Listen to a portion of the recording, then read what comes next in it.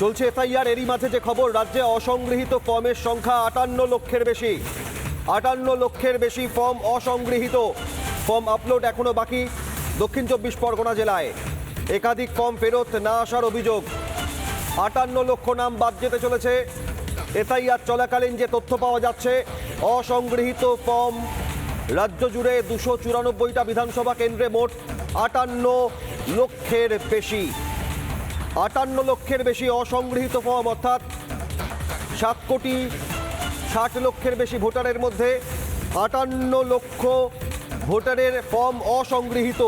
তারা ফর্ম জমা দেননি।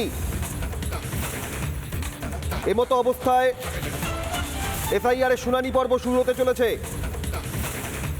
রাজ্যে 58 লক্ষের বেশি অসংগৃহীত ফর্ম, গড়ে 294টা বিধানসভা কেন্দ্রে গড়ে 19,000-এর বেশি অসংগৃহীত ফর্ম রয়েছে।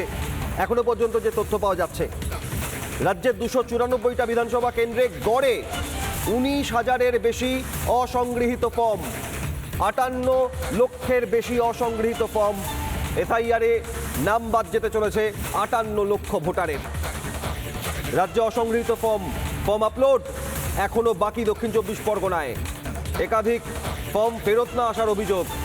4 নভেম্বর থেকে শুরু হওয়া এফআইআর, ফর্ম বিলি প্রক্রিয়া, তারপর ফর্ম জমা নেওয়া, আপলোড, ডিজিটাইজেশন প্রক্রিয়া চলছে এবং এবার শুরু হবে শুনানি পর্ব। তার আগে এই যে তথ্য পাওয়া যাচ্ছে, রাজ্যে 58 লক্ষের বেশি অসংগৃহীত ফর্ম।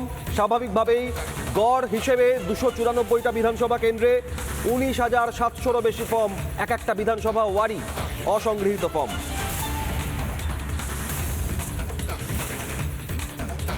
আর এরই মধ্যে গুরুত্বপূর্ণ খবর আপনাদের। নানা ধরনের কন্টেন্ট দেখার জন্য লাইক করুন, শেয়ার করুন আমাদের ফেসবুক পেজ, সাবস্ক্রাইব করুন আমাদের ইউটিউব চ্যানেল। পাশাপাশি অন্যান্য ব্রেকিং নিউজের জন্য অবশ্যই চোখ রাখুন রিপাবলিক বাংলায়।